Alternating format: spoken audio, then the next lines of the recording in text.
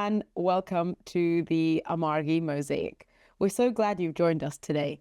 I'm Elif Sarican, writer, editor, translator, and your host.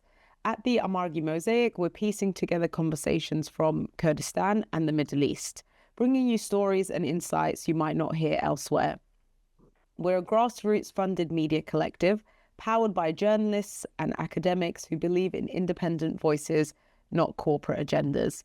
So whether you're here to learn, stay informed, or simply curious about the region, you're in the right place. Before we dive in, don't forget to follow us at theamargi.com and all the social media platforms you see on your screen. Your support helps us grow and keep these conversations alive.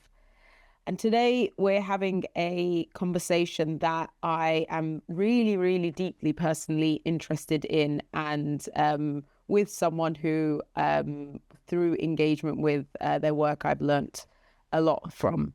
So, as some people watching this might know, Kurdish art, poetry, culture has been a very, very crucial facet of Kurdishness or preservation for decades, if not centuries, particularly during the ban on the Kurdish language in some parts of Kurdistan and the criminalization of any expression of culture.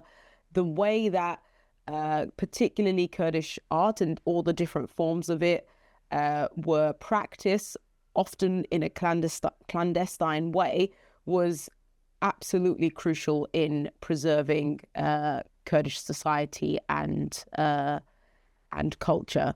But today we'll discuss a bit more. We'll talk about how some of that also intersects with the broader experience of certain really horrible but also really incredible developments in Kurdish history. And I've got no other than Choman Hardi to discuss that with. Welcome to the show, Choman. Thank you, Elif. Very nice to be here. Thank you. So you're a poet, novelist, and scholar who returned to Kurdistan after 26 years of displacement to pioneer gender studies at the American University of Soleimani. Your poetry collections, Life for Us and Considering the Women, have reached international audiences. Some UK secondary school students are studying your work since 2010. Your academic work, particularly the gendered experiences of genocide, which includes women of Anfal and Ezidi women, has become essential reading on how violence affects women in a very particular way. You've documented the women's movement in South Kurdistan whilst also participating in it. And you're now launching, very excitingly, a culture centre after 4 years of development. Your unique position as both artist and researcher, in a way insider and returnee, gives you extraordinary insight into questions of gender, justice and transformation, particularly in South Kurdistan, but actually has broader impacts as well. So, Joanne, you've said this before as well, you were a poet before becoming an academic researcher and also a novelist, where you've also said that the novel allowed you a bigger canvas to tell some stories. Tell us a bit about your journey. How does that fit in all together for you?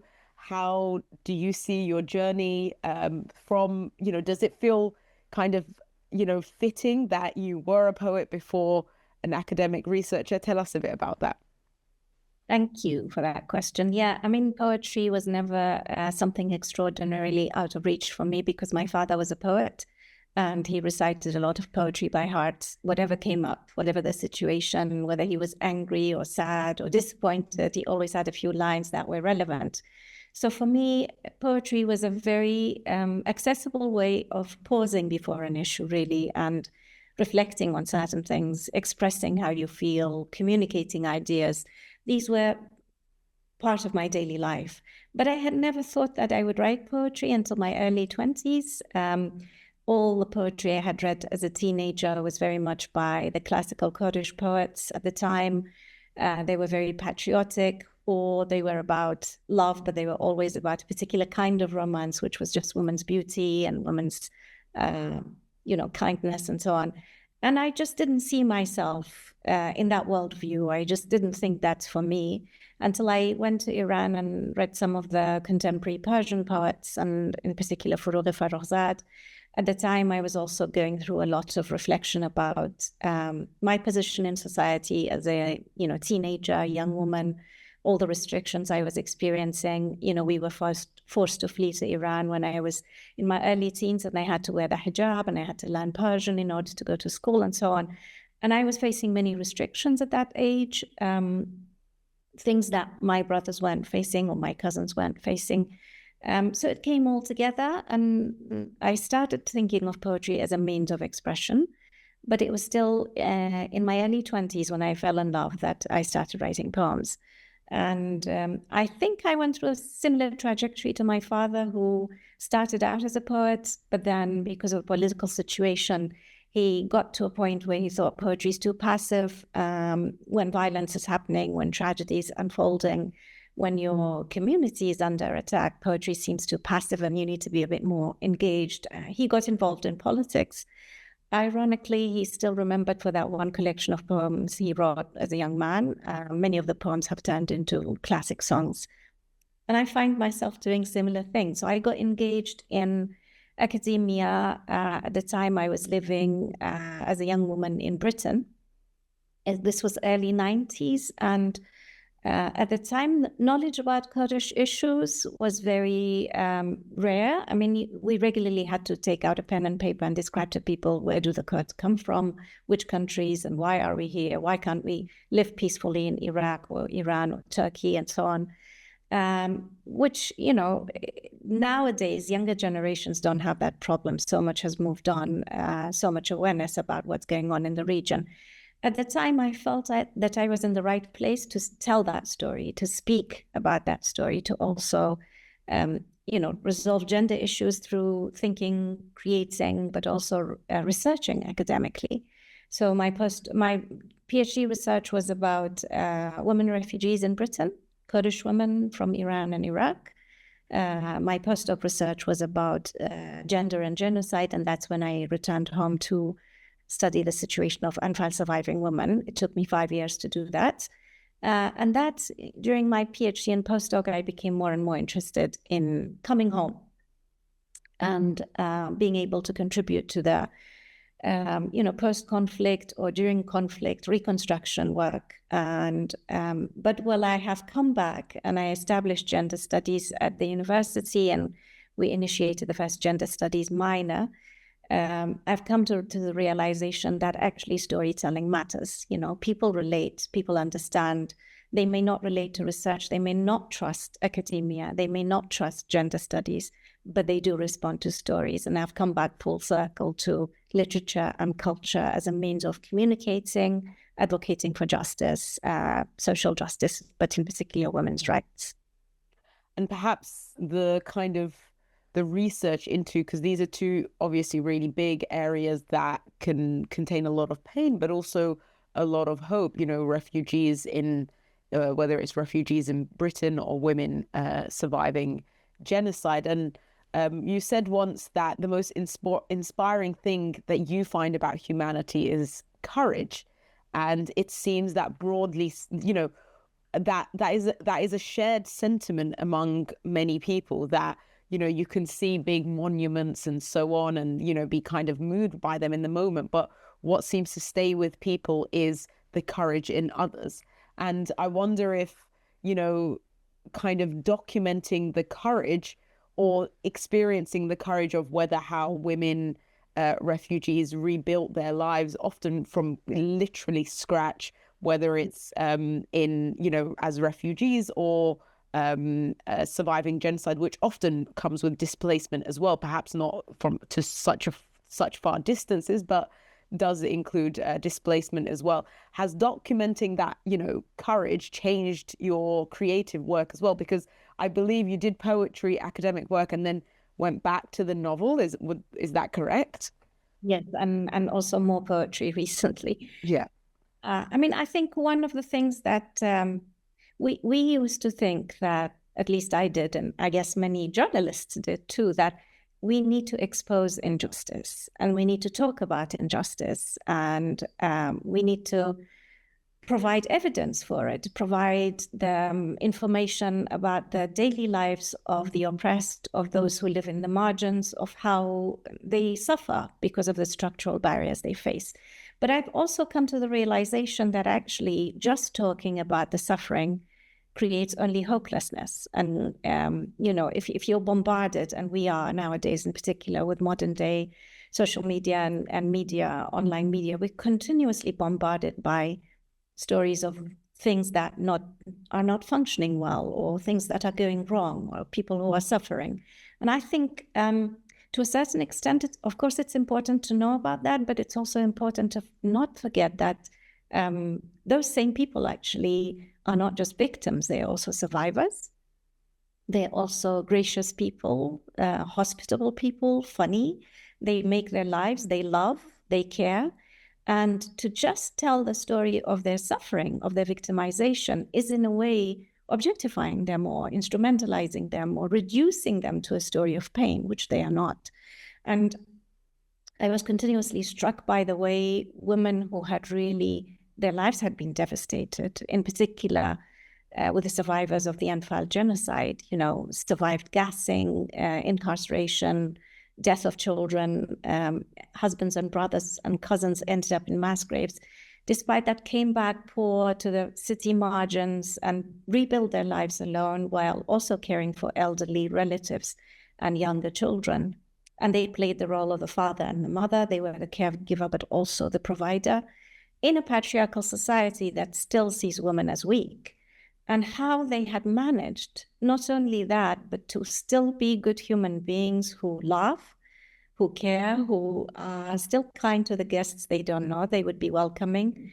And they are, they look at a flower and they enjoy it, they sing. And I was amazed by that, by the human resilience at the face of catastrophic and instrumental, enormous calamities. So I became more and more interested in, alongside telling the story of the suffering, telling the story of the resilience. So I tried to do that in my academic book about the genocide survivors, the Anfal survivors. I tried to portray their victimization as well as their agency. But I have been also trying to do that in literature. And my most recent work was working with King's College London to produce a sequence of poems informed by the experiences of genocide survivors in Bosnia, in particular women survivors of sexual violence. So it's called the Bosnian sequence. And what I tried to do, I have a sequence called the Anfal sequence in my second collection, where I try to represent the diversity of women's voices at different stages of Anfal. All the 11 narratives are enwrapped by the voice of the researcher, at the beginning completely naive and matter of fact, and at the end, when the 11 stories unfold, devastated and poisoned by this awful knowledge of what human beings can do to each other. I wanted in the Bosnian sequence to focus more on the resilience, on the bouncing back and living and loving. So I tried to do that. And I think as academics, as writers, as just ordinary citizens, we continuously learn, don't we? And I think it's important to acknowledge that sometimes we got it wrong. We thought that talking about suffering alone is going to move people, is going to draw resources to them, is going to make us change the situation. But in fact, what we have turned to do is we made people feel hopeless about the situation. And it's important to now also reiterate the story of survival, which I'm trying to more and more focus on, and partly also explore in the culture center we have just built. I wonder if, particularly your drive to want to look beyond just the kind of, that suffering and that kind of, as you said, the kind of either objectification, but also we've seen, obviously, particularly with women, such a fetishization of their suffering, right, in many, many forms. I wonder if you're also you were drawn to want to also talk about, I guess, what could be called like the ordinary in terms of the love and the hope and the laughing and so on. I wonder if you were drawn to that because of some of your own experiences as well, because you've spoken like very beautifully about, and I think a lot of people can relate to this, about the strategic negotiations that you had with your mother, your own mother, and you called it you call it border thinking as a form of feminist practice, perhaps at the time without even being able to define it in that way. And you've also, while you've spoken about that, you've also spoken about, the complexity of other women figures, particularly in Kurdish history, like Hapsa Khan, who founded schools while also supporting, armed resistance in the 1920s in South Kurdistan. How has your understanding evolved around, well, firstly, what counts as kind of women's or feminist knowledge through your own experience, through your encounter with these other women? And do you see, is your drive kind of also a bit personal in that you want to see that, when I say ordinary, I mean just the basic humanity that often is missed? Yeah, I mean, first of all, let me just quickly explain that border thinking is a decolonial concept by Walter Mignolo, and many other decolonial thinkers have sort of revised it, expanded it, used it.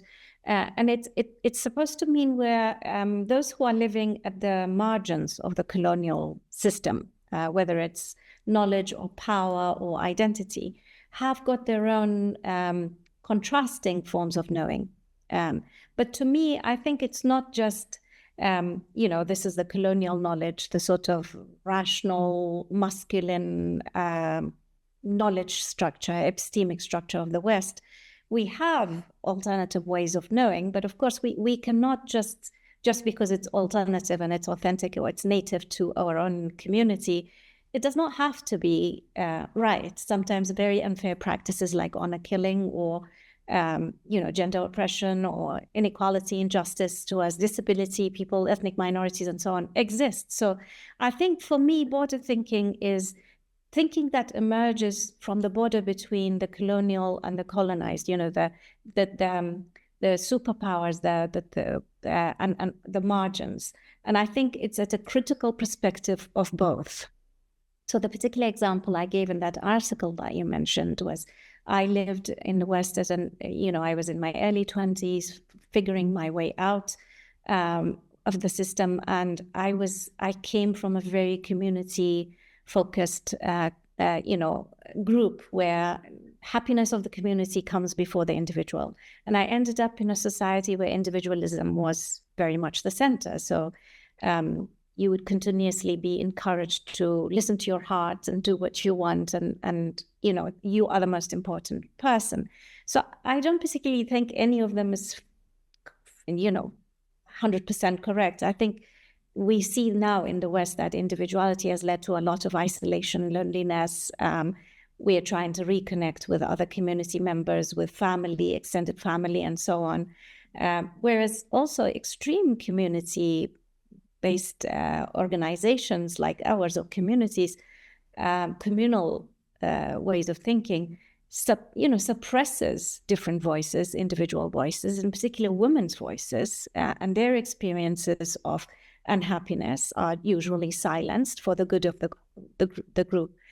I think border thinking is basically finding a way that's neither this or that, finding a way through the system where you can have community, not complete individuality, but you can have some individual freedoms as well. So community doesn't suppress your individuality and your freedoms, basic freedoms. But in terms of the woman, I'm so sorry, what was the question? I diverted a little bit. It was just what is your understanding of what counts as feminist knowledge, having engaged with, or women's knowledge, having engaged with, such a broad range of women, from genocide survivors to obviously refugees, to your own experience, to the histories that you've studied, like that of like Hapsa Khan, for example. Yeah, I think one essential factor, and these are nothing that I have created, many feminists have already researched about this, talked about this, written about this. One of the most essential elements is that doing no harm. So the question we need to ask ourselves is, what is the purpose of this research? I mean, why am I doing it? Am I trying to extend voice to the group? Am I trying to get focused problem solving? Am I trying to shed light on an issue and maybe help find an alternative way of looking at it? Or am I doing it regardless of how much harm I cause by recreating structural barriers or binary divisions between the researcher and the researched? The one who analyzes has the power of knowledge and the one who's been researched about. So I think doing no harm to the community, that's an essential element of feminist work. So if at any moment you feel that the research you do is going to be utilized against the community, is going to be leading to more marginalization and stigmatization, then obviously that's not right. Another very essential element is the ethics of care.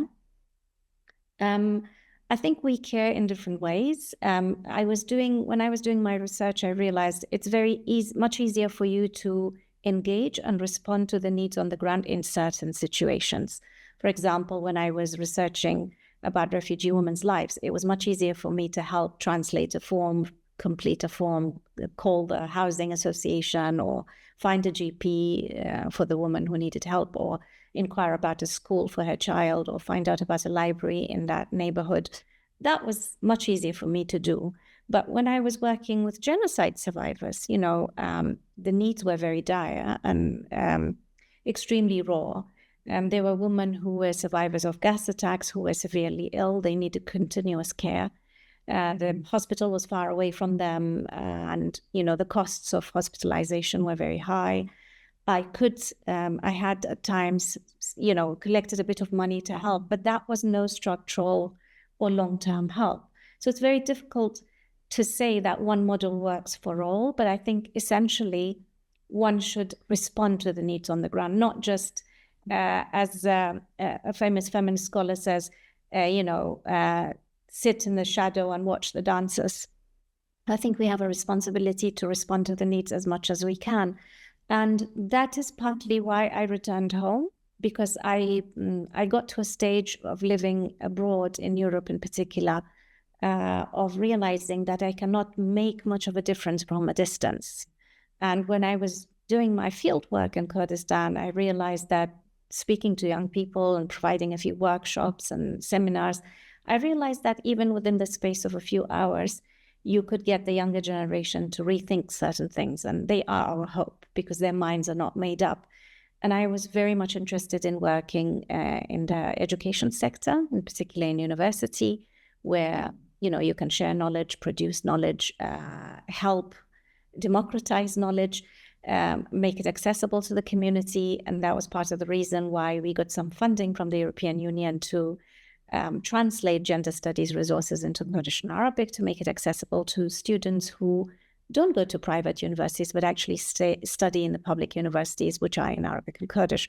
So all of these things there, how do we respond to the needs? Do we really care about the people that we're researching about? Do we really check our knowledge or our analysis of the situation with them? Because sometimes we can get it very wrong. We all have our own background. We all have our own perspective. We can sometimes misread situations. How much are we committed to asking and finding out, this is how I see it? Do you think I have misread the situation? Do you think I have analyzed this wrong? If, of course, this involved more time commitment and more than just one visit, and this was problematic when I was doing my research. I realized that many people start researching, coming into the community, staying a very short time, sometimes not speaking the language very well, or speaking it, but having a very short time, pressed for time. And they see the participants briefly, they ask very focused questions. They're not interested in the overall story of the person. And they tend to re-traumatize people because, like me and you, everyone has a story before the trauma began, before the war began, and they have a story after that. And it's very important when we do interviews to bring all of that in, so that the person is not left with a feeling that their only worth is their story of pain, is their victimization. And that's what their life is about. Their life is about much more than that. I think I might have mentioned a couple of times in other places where this therapist explained something to me once, which was very, I think it was in a conference actually, which was very interesting. And she said that she worked with victims of rape, and she brought in a number of pebbles to the therapy session and asked the survivor to select a pebble for each experience in her life. The first love, first day at school, friendships, wedding day, among those things, family relationships, siblings, memories with grandparents. Among those things, pick a pebble for rape. And then you will end up with many pebbles, amongst which rape is just one. You are not your rape. You are much more than that. And I think that's another feminist principle that I go by.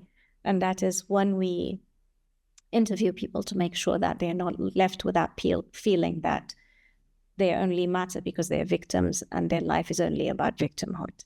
That's the least we can do. And of course, engage, respond to the needs in the way that's suitable and possible for you. Yeah, and I suppose as part of that, your research has also spoken about the burden of silence that genocide survivors carry. So, you know, obviously, as you just said, there's a matter of seeing that, you know, horrible experience as one part of their life.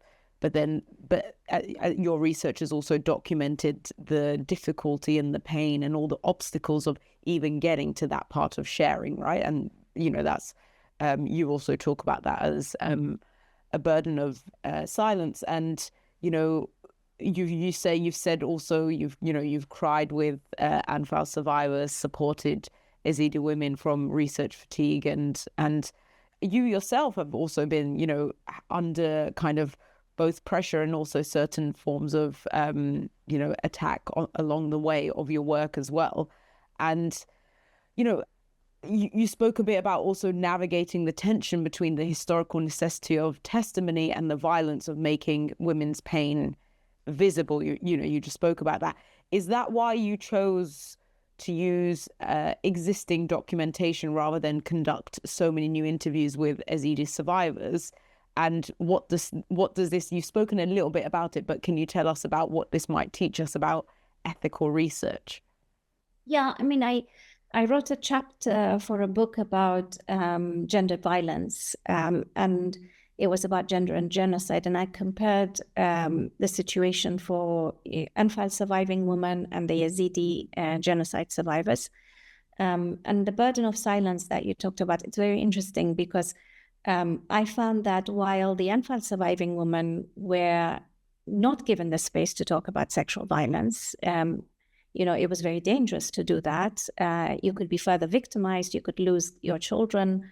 You could be displaced again from your neighborhood, and all of that. The Yazidi survivors, just the opposite happened to them, because exposing ISIS rape and ISIS brutality became the focus of the community: Kurdish, Yazidi, Iraqi, international community, journalists and researchers. And as a result of that, women were in a way forced to speak.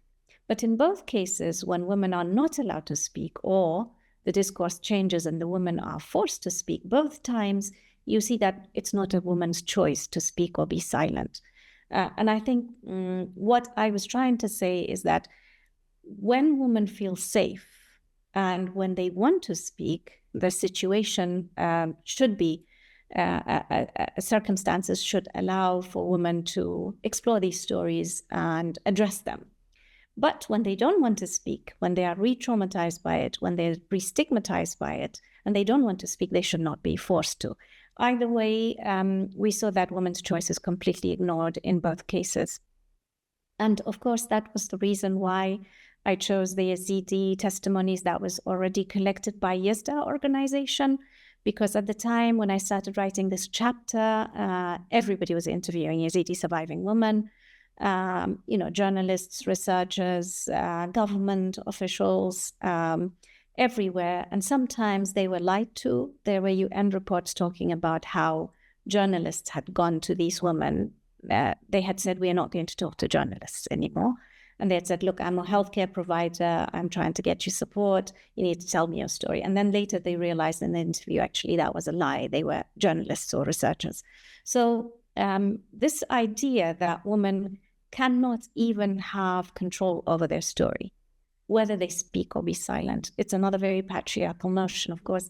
And I tried in my research to be clear of that. If a woman wanted to tell the story, I listened. I was very careful for pressing for more information, because if somebody didn't want to, then I wouldn't. But on the other hand, I was also very careful to, if they didn't want to listen, if they wanted to talk, I would listen. But if they didn't want to talk, not to press them. So I thought the testimonies collected by Yazda provided me that opportunity to protect Yazidi survivors from re-traumatization, research fatigue, continuously, the burden, I think Audre Lorde is the one who talks about this, about the burden of explanation that women and marginalized groups continuously have to carry with them, that I, as a woman, have to explain my oppression to men so that they understand it, that I, as a genocide survivor, need to tell my story again and again for people to understand and to support me, that I, as a minority, as a Yazidi, should explain my oppression to the Muslim majority. This is time, as she points out, time and resources that could have been spent, fighting, creating new ways of dealing with the situation, rather than continuously retelling that story. I find myself doing that a little bit as a professor, as an instructor in the university. I find that with every group of new students, I start from scratch. That's part of my job. I've accepted that, because at the end of the day, whenever I meet resistance or I meet people completely dismissive of women's oppression, boys and girls who say, feminism was relevant in the past, but nowadays women don't have an issue. They have power. They are free. They're like you. Look at you. You don't have a problem. So you have to be patient. You have to bite your tongue. You have to bring more evidence. You have to bring more stories. You have to, create more discussion space around these issues. And I think that's sort of the curse of being a teacher, where you start again with every group. But survivors who are already dealing with many issues should not have to do that again and retell the story every time somebody wants to know. And I mean, you're obviously teaching a lot of young people, and possibly some of those are going to go on to become scholars too. So you're also, in a way, kind of training scholars. And you've spoken a bit about this before in other places where, feminist work, or the work around liberation, particularly of women, and the necessary work within society, in this case, particularly Kurdish society, is also, it's interesting you say that, some people are saying, it's sorted, there's no work left to be done. But it seems there's also others who say that it's a foreign conspiracy to do this. And you've experienced a lot of this through some of the ways you've designed your teaching, but also just broadly the work you do. How are you addressing that, obviously within your classroom, but also how are the ways you're thinking about it that can be addressed within society as a whole? Yeah, I mean, this semester I am luckily teaching one of the feminist classes, and that is feminist theory and women's rights, which I designed a few years ago. And I must say, every time I teach it, I worry that it may be the last time that I teach it, because of the way the situation has gone in Iraq. The word gender has become, outlawed in general. Many other words are become problematic. You cannot even use them or mention them. Nowadays, you have to continuously say, what I mean by gender is women's rights, and when in fact we mean more than that. I mean, gender includes men, right? I had a project about masculinity, because when we're talking about women, it's a relational topic, right? It's a relationship between men and women, and of course other groups. But these are all have become very controversial. I have always in this class, the feminist theory class, some fantastic students that I learned from. Sometimes I read a student's essay and I say, oh my God, I had never thought of that. That's amazing analysis of this story. And what I get them to do is, because there's so much analysis of English literature or American literature written in English, basically. Students can just go and find an analysis online. It's hundreds of essays and theory and so on. I get them to turn the feminist lens inwards to the community. So I get them to analyze Kurdish writers, or if they're Arabic speaking, Arabic writers, or Yazidi writers, or Turkmen, if they are Turkmen. So I try to turn the lens towards mother tongue languages, authors in the mother tongue, in particular looking at how men represent women in their mother tongue, but also later how women represent themselves. What are the differences between the two, and synthesizing the two. So it's a fantastic class, and I really hope it won't be the last time I teach it. But I have come to the realization, as you say, so many things have become very controversial, and one of them is gender studies. And this is, as we see, it's an international issue. It's not just happening in this region. It's happening in America, in Europe, in Iraq, in many other countries, in Lebanon.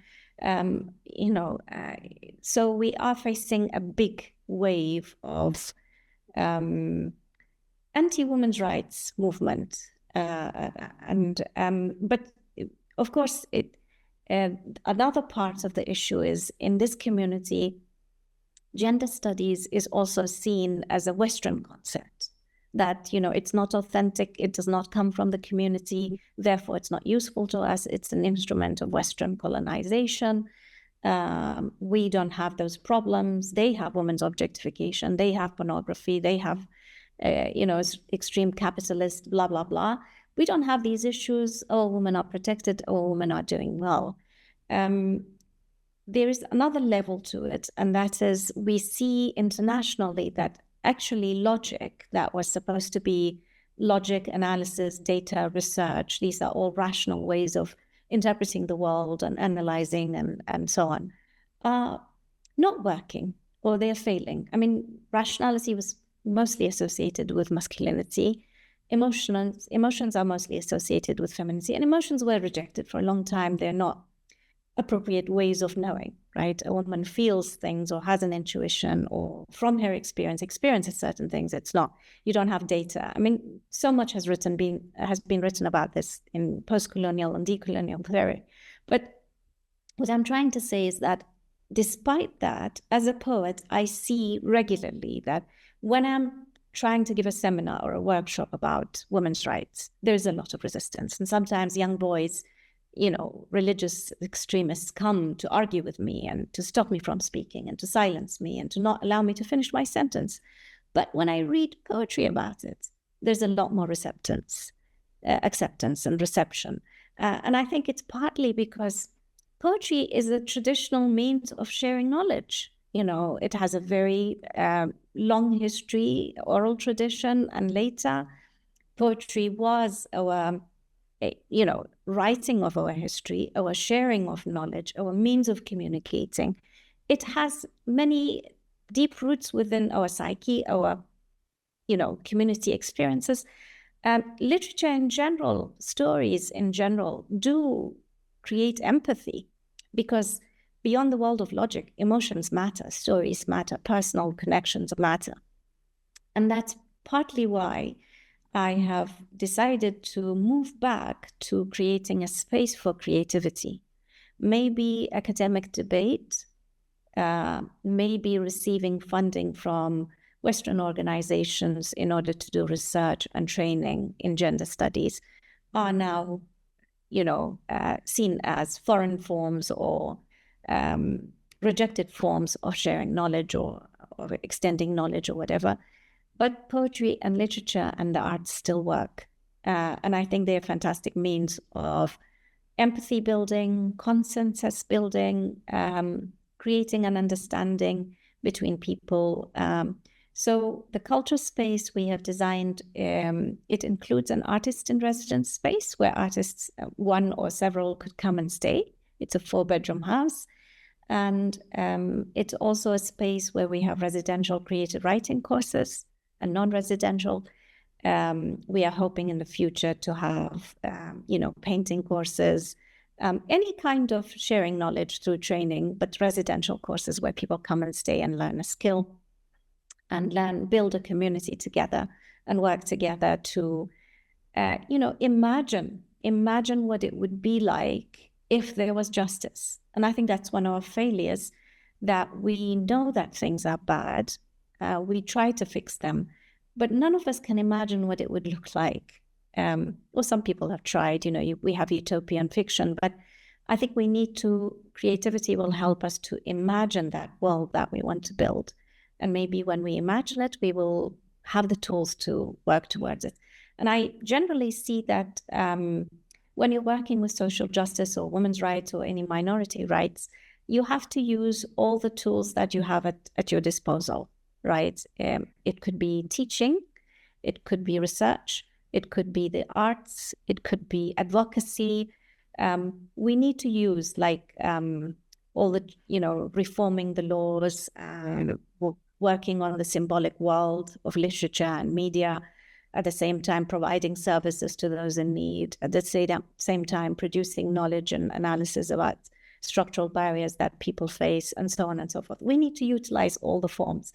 But for me right now, in this location, creativity seems to be the less controversial and the less confrontational way of doing justice, of imagining justice.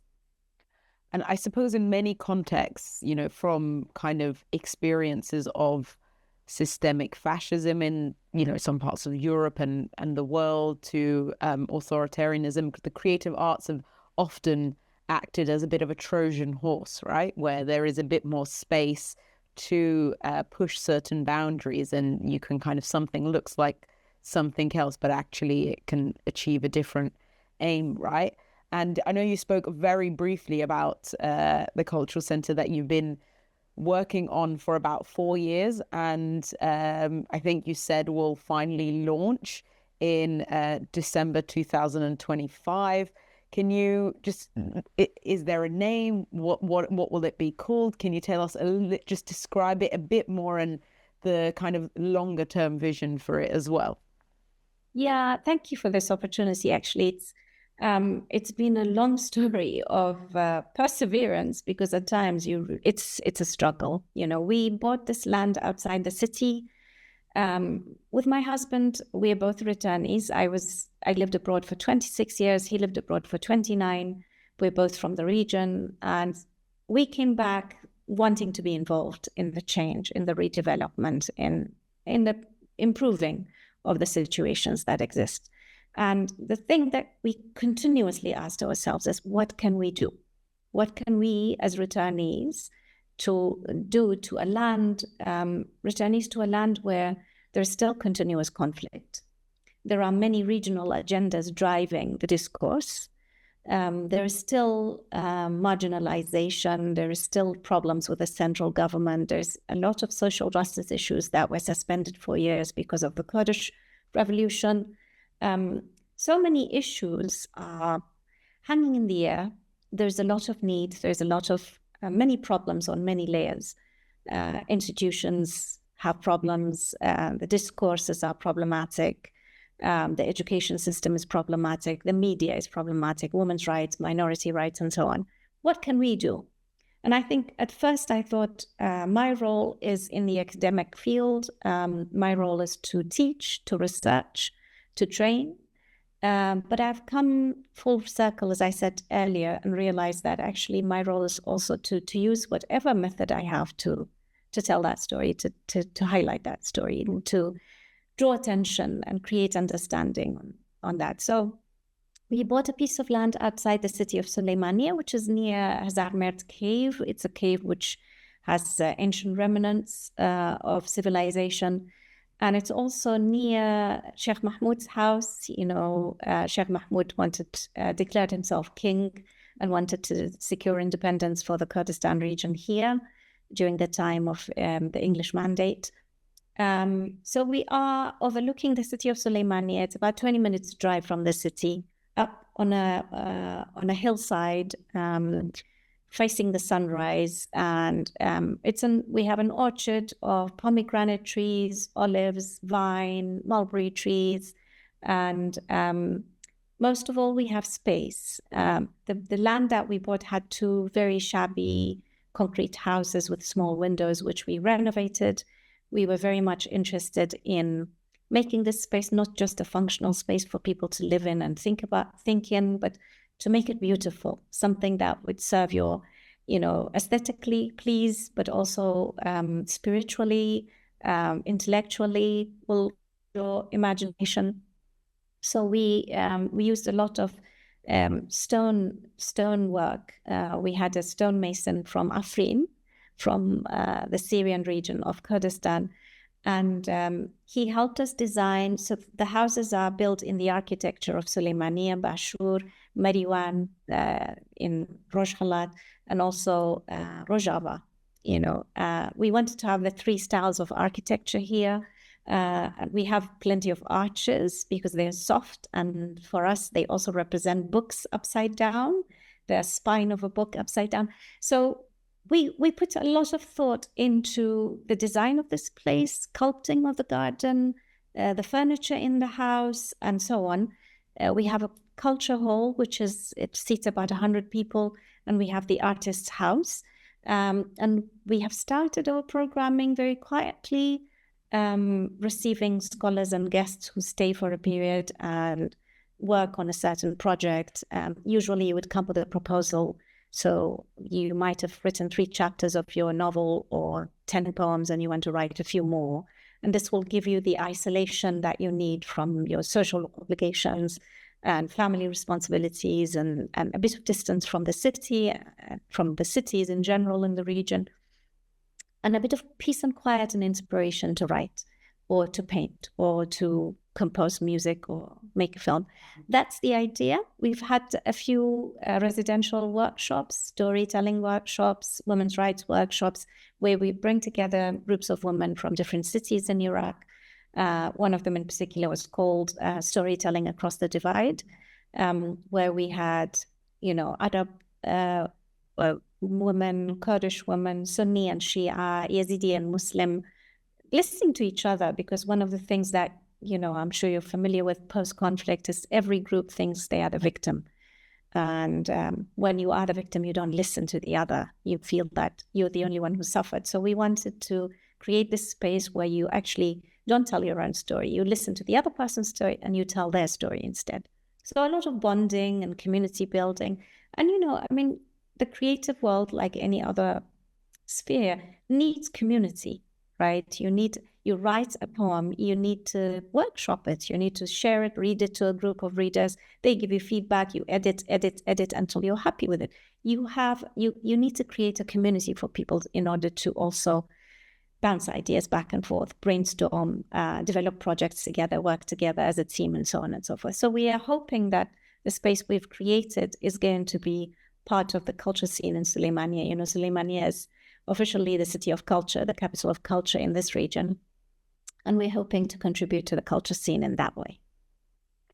Thank you so much, Choman. That sounds really, really exciting. And I'm sure we will follow the developments with great interest. And yeah, thank you so much for joining me today. And as always, I'm sure we could have spoken for hours and hours, and hopefully there'll be many more to come. Thank you so much. Have a lovely day. Thank you. Thank you. And that's it for today's episode of the Amargi Mosaic. As I said, we're a grassroots funded project, so your support really helps us going. Follow us at theamargi.com and on our socials to stay connected. Until next time, take care.